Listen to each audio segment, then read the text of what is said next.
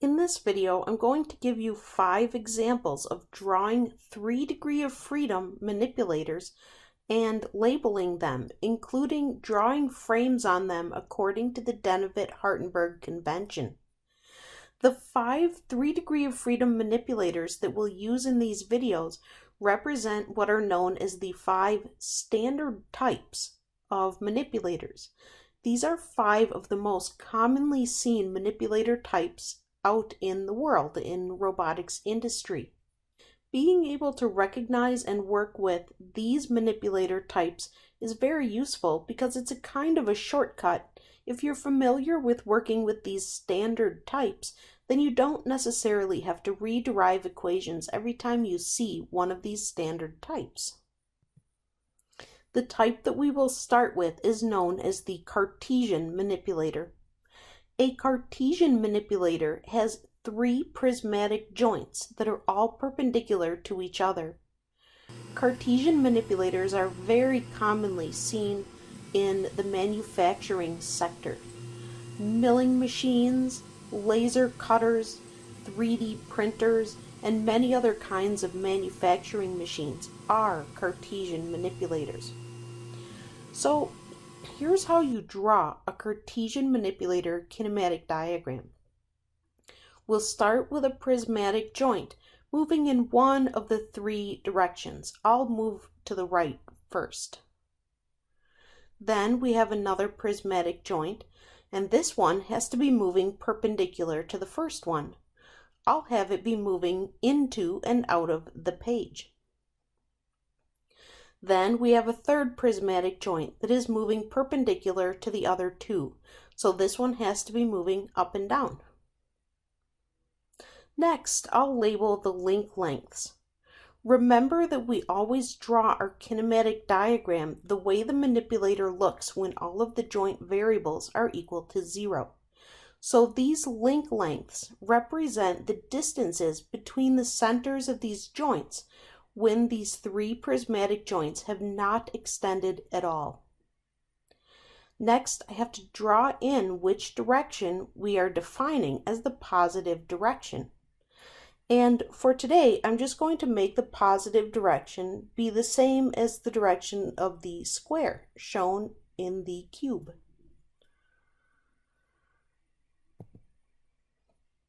Now the next thing I have to do is draw the coordinate frames on these 3 joints and 1 coordinate frame on the end effector. We're going to use the 4 rules that we've learned in the previous video.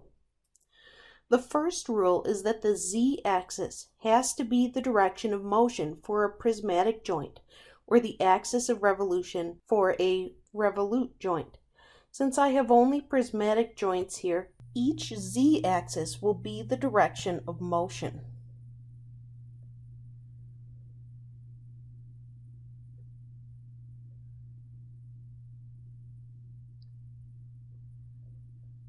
For the end effector, I want to copy the previous frame if possible. Next, we'll move on to rule number 2. Rule number 2 is that each x-axis has to be perpendicular both to its own z-axis and to the z-axis that comes before it. While I'm drawing in the x-axes, I'm also going to be keeping in mind the 4th rule, which says that each x-axis has to intersect the z-axis of the frame before it. So if I ever have more than one option of what direction the x-axis could be, I want to give some thought as to whether one of the possible directions will follow Rule 4 versus another option breaking Rule 4. For x0, I can put the x-axis in any direction that I want as long as it's perpendicular to z0. So I'll just choose into the page.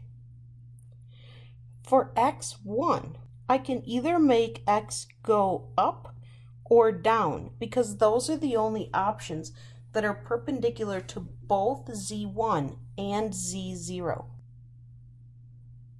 I'll make x1 go up. For x2, I can make x go to the right or to the left in order to make it perpendicular to both z2 and z1. I'm going to choose to the right. Now for the x-axis on the end effector, I'll also make it go to the right because I want to copy the frame before it anytime I can. Okay, that's the end of Rule 2. Rule 3 is that the entire frame needs to follow the right-hand rule. Remember that the way I use the right-hand rule is I put my hand flat with my thumb sticking out. I put my fingers in the direction of X, I put my thumb in the direction of Z, and the direction that the palm of my hand faces tells me the direction of Y. So for the 0 frame, that makes Y going up. For the 1 frame, that makes Y go to the right. For the 2 frame, Y has to be coming towards me, and same for the 3 frame, Y comes towards me. The last thing is rule number 4. Rule 4 says that each x-axis has to intersect the z-axis that comes before it. So I'll check each of these frames and make sure that this rule is being followed. Between frame 1 and frame 0, I can see that if I would extend the 0 axis out, it would intersect x1 right here. So the rule is followed for frame 1. For frame 2, if I would extend the z-axis out, it would intersect x right here at the center of the third joint. So the rule is followed for frame 2 also. Lastly, if I would extend the z2 axis down, it would intersect x3 right here. So rule 4 is followed for all of the frames. That means that I followed all 4 rules and I'm finished with my kinematic diagram for the Cartesian manipulator. The next diagram we're going to do here is the articulated manipulator. An articulated manipulator is commonly seen in robotic applications that require all kinds of complicated rotating and basically articulate motions. Common uses for articulated manipulators include things like welding and painting. The articulated manipulator is the one that is most similar to the human arm. Many machines that are not robotic also use the articulated configuration, such as backhoes. When I record many of my videos, I use a device called an articulated stand to hold my camera. The ultimate arc welding machine. Here's how we draw the articulated manipulator. It starts off with 2 revolute joints with the axes of revolution perpendicular to each other. The third revolute joint has an axis of revolution that is parallel to the joint before it. I'll start by labeling my link lengths.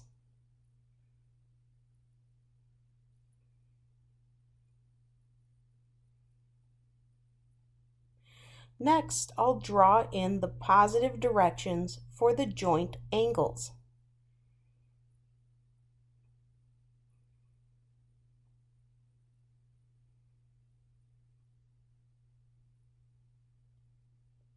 Next, I'll move on to drawing in the frames. Rule 1 is that the z-axis has to be the axis of revolution for a revolute joint. Since I've already drawn the directions of positive rotation, I need to make sure that the z directions match the direction that I drew as positive. Remember that the way we use the right-hand rule for this is that we put our thumb in the direction of z, and the direction that our fingers curl show the direction of positive rotation. So for the first joint, my z-axis has to be pointing up.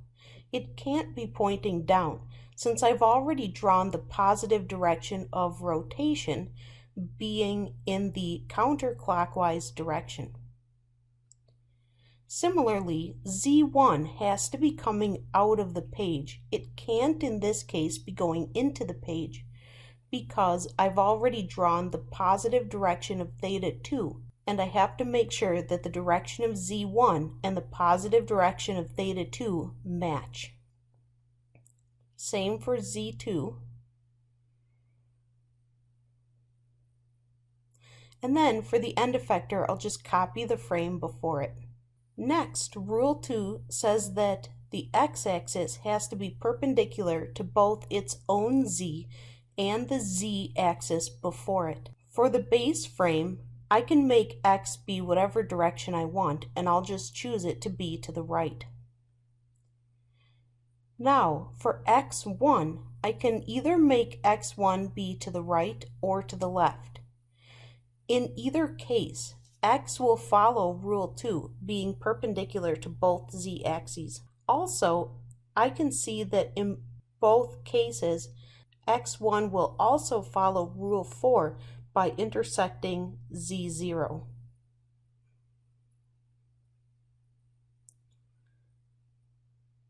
Now for x2, I could make x2 go to the right or to the left, or up or down. All of those options will make x2 follow rule number 2. It will be perpendicular both to z2 and to z1. However, I can see that if I make x2 point up or down, it will violate rule number 4. Rule number 4 says that x2 needs to intersect z1. That will not happen if I make x2 point up or down. So for that reason, I will choose to make x2 point to the right. Since I've made this choice, if I would extend x2 back, it would hit z1, they would intersect right here at the center of the second joint. That's why I chose to make x2 go to the right instead of up or down. Now, for the end effector, I'll just copy the previous frame if I can. And in this case, I can. If I would extend x3 back, it will intersect with z2. So making x3 go to the right is a fine choice because it will follow both Rule 2 and Rule 4. Next, I move on to Rule 3, the right-hand rule. I have to draw y so that the right-hand rule is followed. If I put my thumb in the z0 direction and I put my fingers in the x0 direction, the palm of my hand is going into the page. So that's the direction I'll choose for y0. If I put my thumb coming out towards me and I put my fingers in the direction of x1, the palm of my hand is pointing up. So that tells me that y1 has to be pointing up. Same with frame 2, which is the same as frame 1, and also frame 3.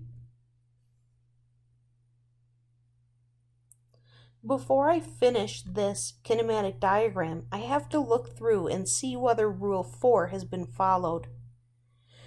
x1 intersects with z0 right here.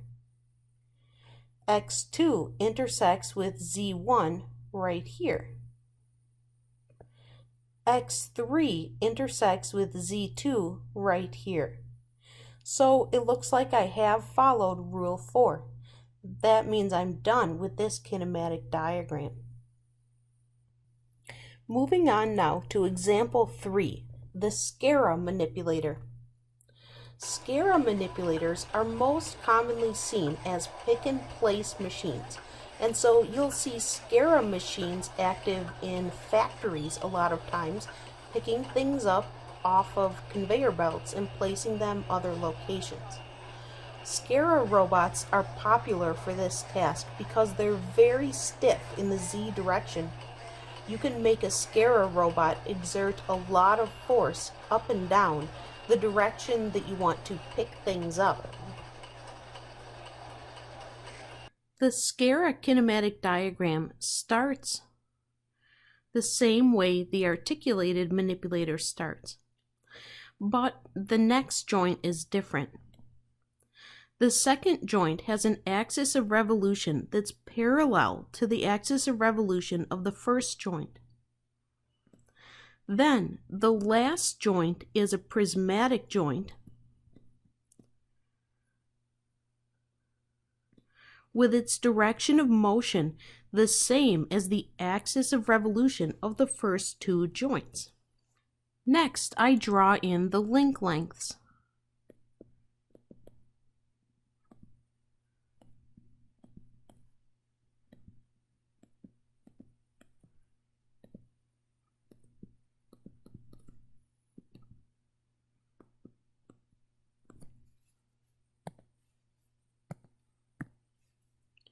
Then I'll draw in the positive direction of rotation and the positive direction of linear motion.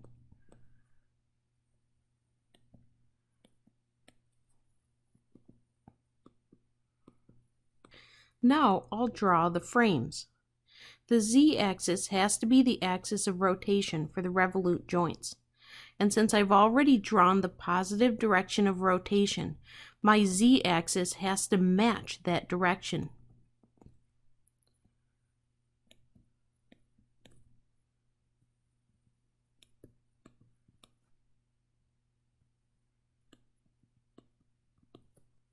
Next, the x-axis has to be perpendicular to both its own z-axis and the z-axis before it. For the 0 frame, I can make x be in any direction that is perpendicular to z0. For frame 1, I could make x go to the right, to the left, into the page, or out of the page. But I can think ahead a little bit and see that if I make x come out of the page or into the page, then it will violate rule number 4, that it has to intersect with z0. Because of that, I'm going to choose to make x go to the right instead. Same thing with frame number 2. I could make x go right, left, into the page or out of the page.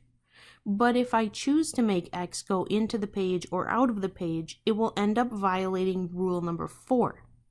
So I'll make x2 go to the right. Then for the end effector frame, I'll make it go to the right too, because it will simplify my math anytime I can copy the frame before it. Now I draw in y so that it follows the right-hand rule. If my thumb is up and my fingers are going to the right, that makes y into the page. Same with frame 1.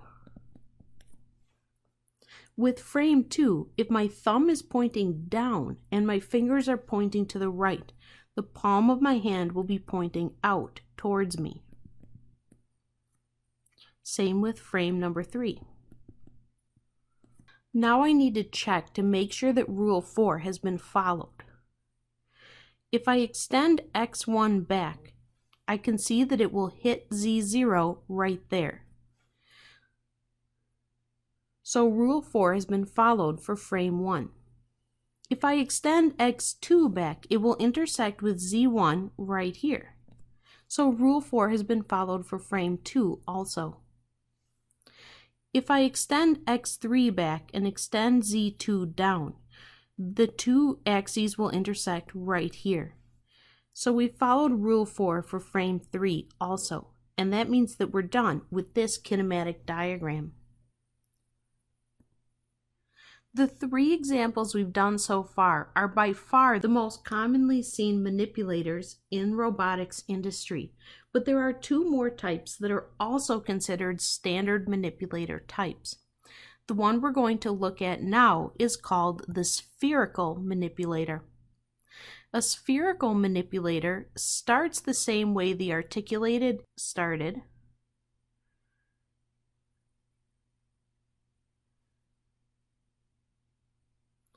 but it ends with a prismatic joint like this.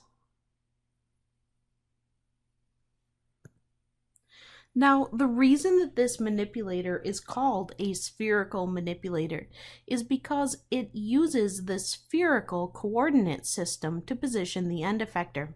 The spherical coordinate system defines any point in space as a combination of two angles and a radius. This manipulator is designed so that it can take in as input two angles and a radius in order to position the end effector at any point in space. I start by drawing in my link lengths.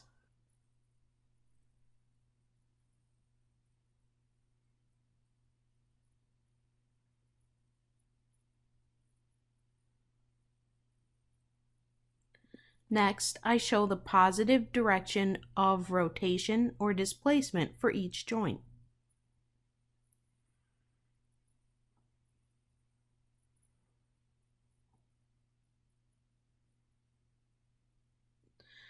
Now I have to follow rule number 1 for the frames. Z is the axis of rotation,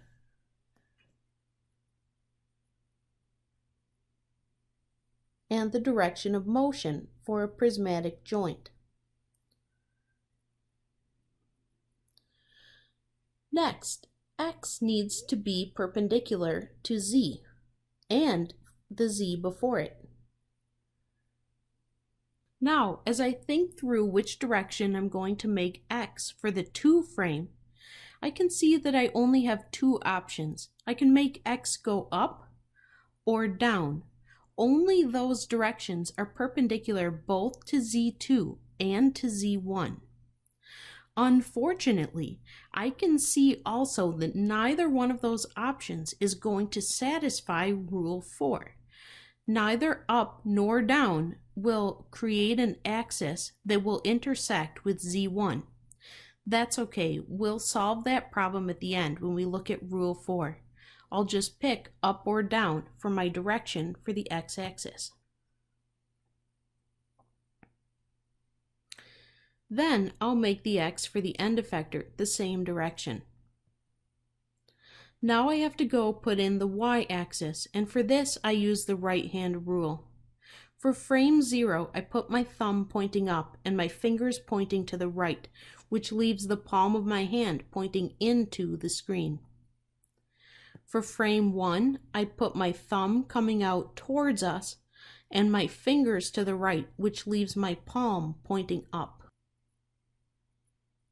For frame 2, I put my thumb to the right and my fingers pointing up, which leaves the palm of my hand coming out towards us. Frame 3 is the same as frame 2. Okay, now we're going to think through rule number 4. For frame 1, x1 already intersects z0, so we're okay with frame 1. However, with frame 2, x2 does not intersect z1.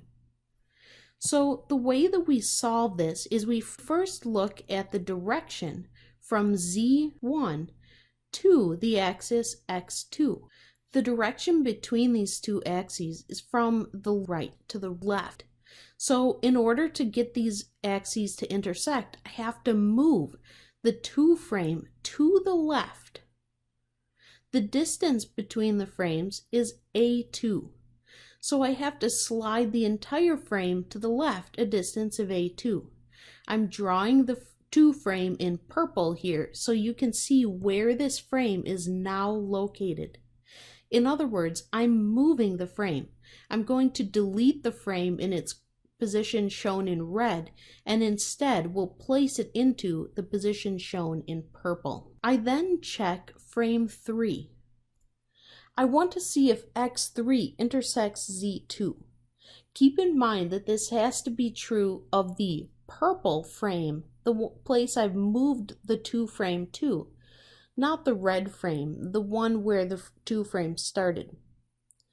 Since x3 does intersect z2, the purple z2, rule number 4 has been followed already for frame 3. That means I'm done with this kinematic diagram. The last example we'll do here is the cylindrical manipulator. A cylindrical manipulator looks like this. We have a revolute joint followed by 2 prismatic joints. One prismatic joint that moves in the vertical direction, that is the same direction as the axis of rotation of the first revolute joint. The second prismatic joint moves perpendicular to the first one. This manipulator is called a cylindrical manipulator because it works on the same principle as a cylindrical coordinate system. A cylindrical coordinate system has one angle value telling you the angle of rotation around a circle.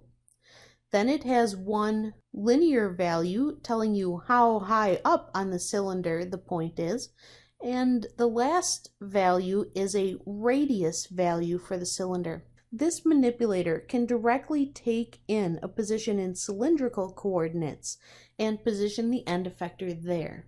I'll start by drawing in the link lengths.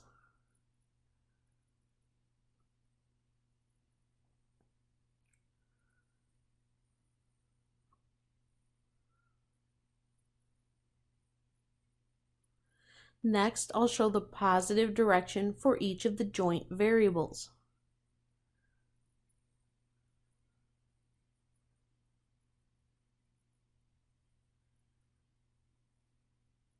Next, I'll draw the coordinate frames. Z is the axis of revolution, or the direction of motion.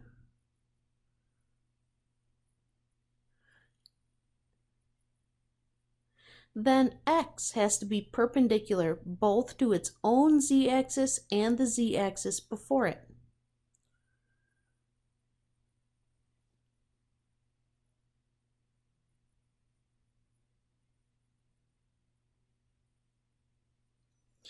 Next, I draw Y so that we follow the right-hand rule. If my thumb is up and my fingers are to the right, that makes Y into the page. That's true for both frame 0 and frame 1. For frame 2, if I put my thumb to the right and my fingers pointing into the page, then my palm is pointing up. Same for frame 3. Lastly, I have to check to see if we've followed rule number 4. Rule number 4 is that each x-axis has to intersect the z-axis that comes before it. x1 intersects z0 right here. x2 intersects z1 right here. And x3 intersects z2 right here. So we've followed rule 4 for all of the frames, and that means that I'm done with this kinematic diagram. This concludes our study of kinematic diagrams for the time being. In the next videos, we're going to be learning about something called rotation matrices, which is a way of expressing how any one of these frames that we've drawn is rotated relative to other frames.